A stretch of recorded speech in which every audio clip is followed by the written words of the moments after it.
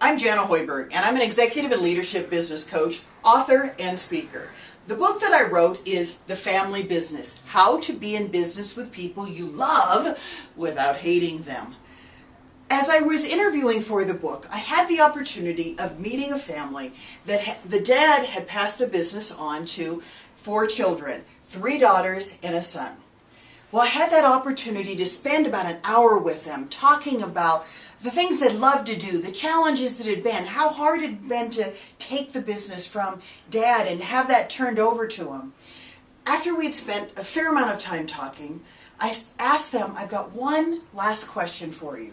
What's one piece of advice that you would give everybody else that's thinking of starting a family business? Well, without practice, in unison, all 4 of them said, "Don't!" It took me back. I wasn't expecting that because they saw what the joys were. They saw what the challenges were, and they said, if it wasn't our business, our family, I'm not sure that I would do that again.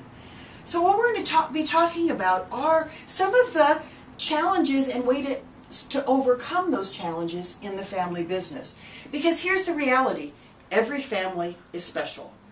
Every family is unique, and every business is unique. So as we look at families, you could have a family of 4. It could be a blended family. It could not even be a blended family, and we just all come with different behaviors, personalities, boundaries, all the things that what makes us as individuals unique make the family unique.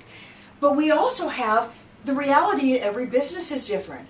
I could have 3 businesses in the exact same industry, serving the same customers in the same way, and the personality, the culture of that business can be very different depending on the family, depending on how that all ties together. As a result, every solution for every family is going to be different as well. Because in some cases you may have brothers and sisters and uncles and aunts and grandparents and 2 and 3 generations actually working together. And in some cases you may just have 2 siblings that are working in the same business. So we're going to start exploring of what does that look like. Before we go on, let's look at some of the statistics that go with a family business. Only 43% of all family businesses transition to the 2nd generation. Of those, only 30% survive to the 2nd. And of those, only 15% go to the 3rd, and only 3% make it to the 4th generation. So why is that? Why is it that we have such a difference between the 1st generation to the 4th as far as passing it on? Well, there's a lot of different reasons that play into that. It can be communication, it can be boundaries, it can be legacy, it can be the family just doesn't want to be in the business anymore. But let's also go look at what is the impact that family businesses have on the industry and on the U.S. economy from that perspective. There are 5.5 million family businesses in the U.S. Of those, they constitute 57% of the gross domestic product. That's a huge impact. Family businesses employ about 63% of all employees, and they contribute to about 75% of all the new jobs created. So you're getting the perspective. Family business is huge in our society.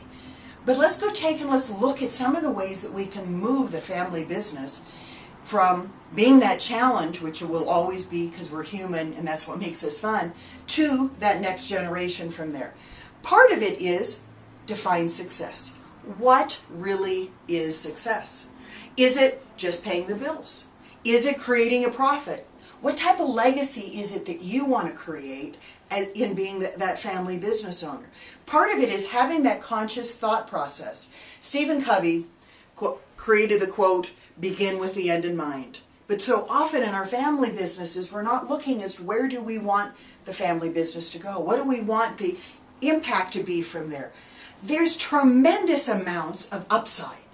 Tremendous things because you've got your family you can work with. You've got your family they accept you. They love you. Maybe not all the time, but they love you. Your fear is very different in the family business than it is in other types of environment. So there's tremendous upsides.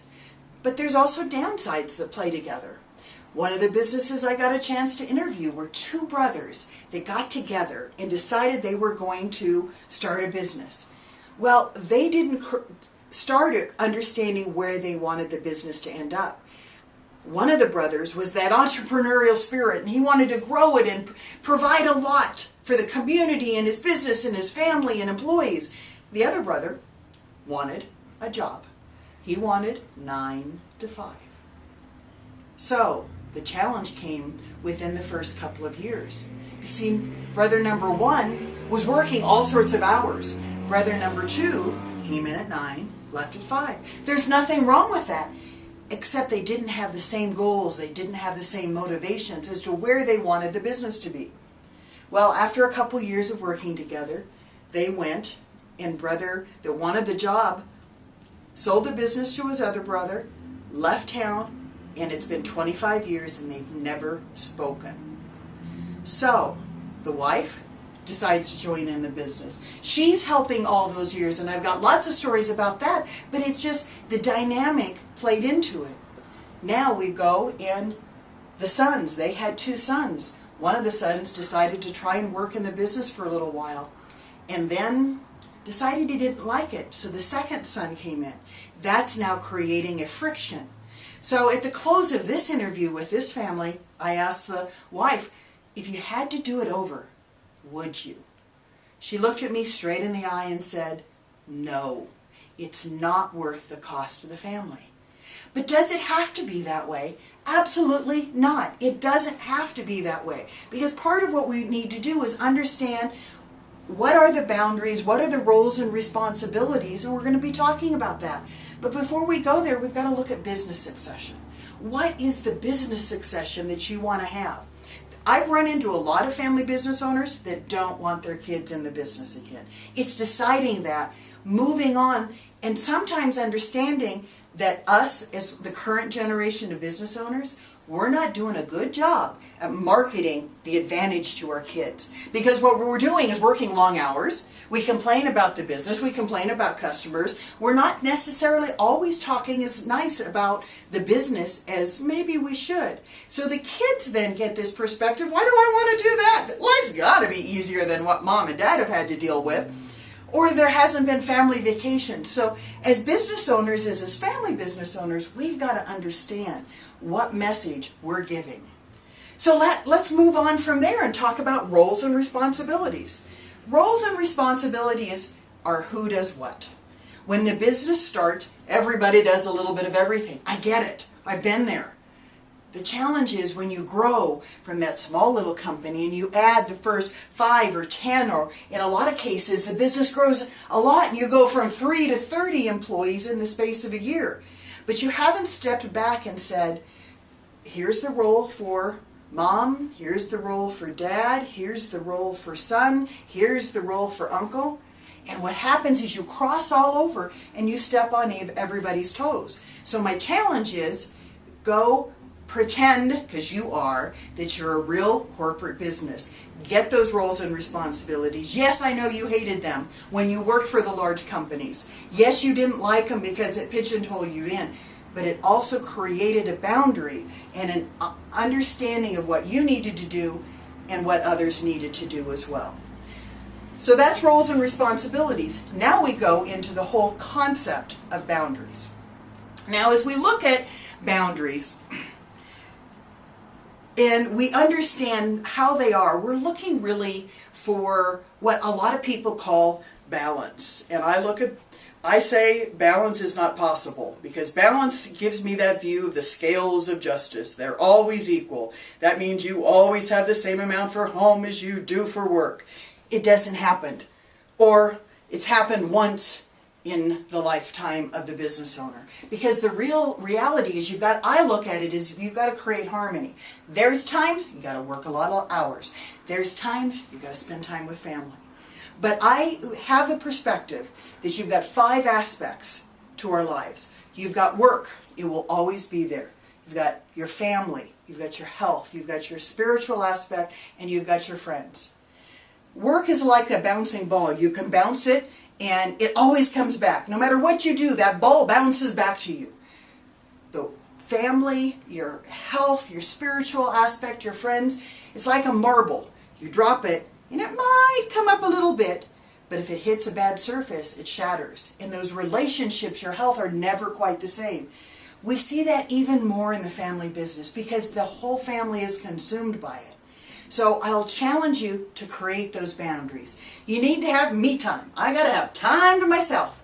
You've got to have us time that has nothing to do with work, that is just focusing on us as a family, that work is a four-letter word, not allowed. You create those boundaries, and those boundaries need to happen in the regular 7-day week as well.